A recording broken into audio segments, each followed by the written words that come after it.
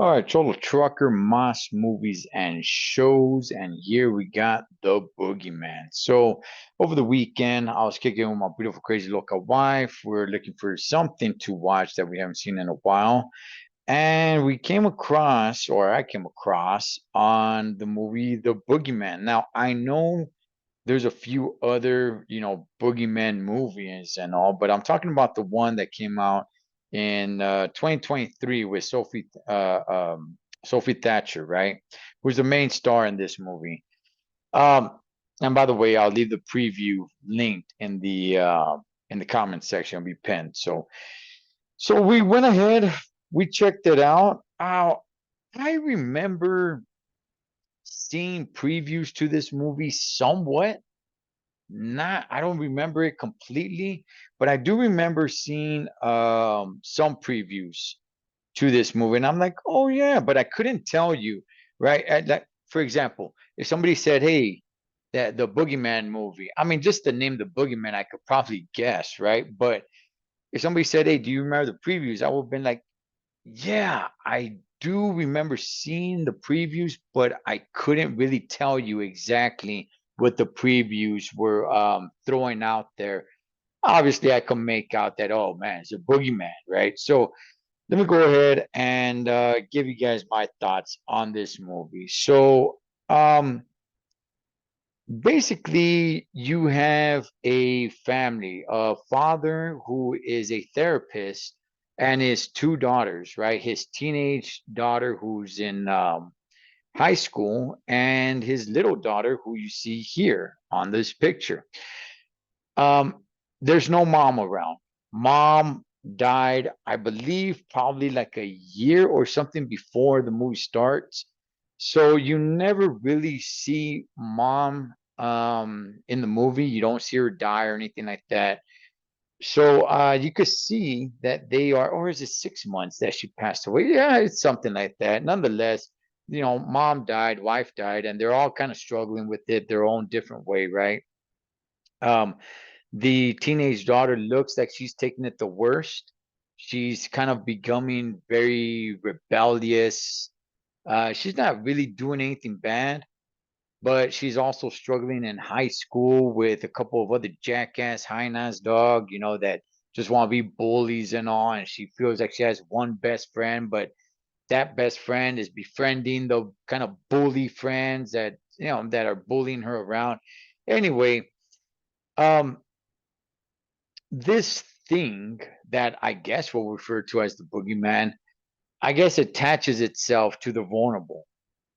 It attaches itself to kids, it attaches itself and it tries to take them away or kill them or what have you.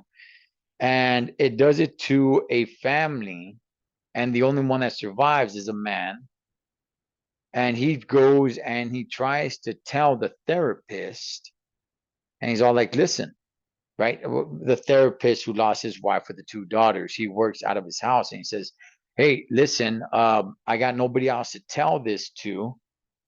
So I'm hoping you would believe me. And he tries telling them, and pretty much like any movie, kind of just thinks that he's nuts, that he's crazy, and that's that.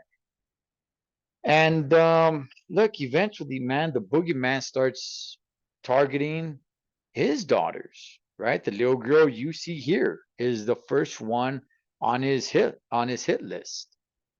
So she has these nightmares. She's scared of the dark. She goes to a therapist herself, even though her father's a therapist, but she goes to a therapist. And as a family, they go to a therapist just to kind of deal with losing mom, losing the wife. Um, and she doesn't feel like she can tell anybody. Like nobody's a believer. She's just a little kid, a little girl who's just scared of the dark and has nightmares. That is it. Nobody's believing her, right? And she's trying to say, like, no, there's something in the closet because it seems like it just comes, it seems like it's only in the dark, right? The boogeyman, I guess I would say, does not like the light. How does it travel? I got no idea because it goes from one house to the next, and it doesn't look like he, jumps in a ramfla. and rides down the street to go to the next house. He's just kind of spiritually there. He somehow, some way, somehow, transports himself. He doesn't, FedEx himself over there or anything like that. He doesn't teleport, I guess. I'm not really sure, man, because he's still involved with in another house. And I don't want to kill it for you guys. So I'm just gonna leave it at that. But he's still, involved in another house, and that person's trying to get the boogeyman, right? Now the boogeyman is physically there. Okay, this is not a spirit. This is not, you could put your hand right through it and it could just walk through a wall or anything like that. But it's also not just some guys, not Michael Myers. It's not Jason Voorhees. It's not anything like that either.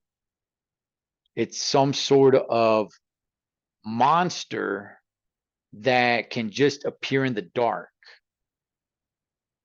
And I'm gonna kind of stop talking about the movie right there because I don't really want to ruin it too much for you guys, man, in case you guys are interested in watching it. But I'm gonna go ahead and tell you guys what I think of the movie. Now, the movie is a little bit, just a little bit of a slow burn.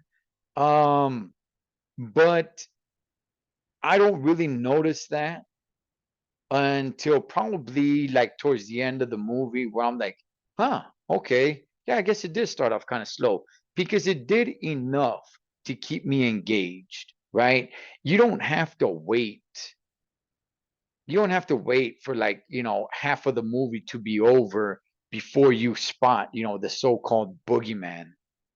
Like, no, the boogeyman's there. The boogeyman's doing his thing. The boogeyman, kills. And as later on in the movie goes on, it's like, oh, okay. Now you do get a little bit fed up with, at least myself. I was just like, hey, man, these chicks from high school, homie, are on my nerves, dog. You know what I mean? It's like, I want the boogeyman to go after them. But look, it's definitely good enough to watch. Again, I remember that it came out in theaters. I remember seeing the previews and it just kind of went over my head. I didn't really care too much to go see it.